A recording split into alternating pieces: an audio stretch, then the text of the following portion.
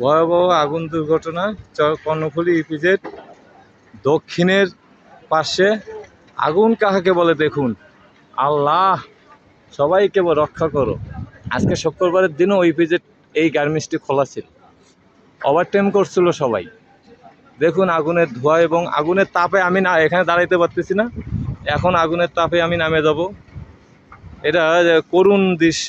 হঠাৎ করেই জুমার নামাজ পর খাওয়া দাওয়ার শেষে এই ঘটনাটা ঘটছে কেমিক্যাল গোডাউন থেকে।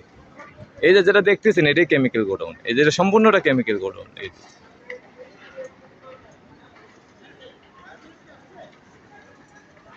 কর্ণফুলী ভিজিটে যাদের স্বজনরা কর্মরত আছে তাদের সকলকেই স্বজনদের খোঁজ করার জন্য অনুরোধ করা হলো।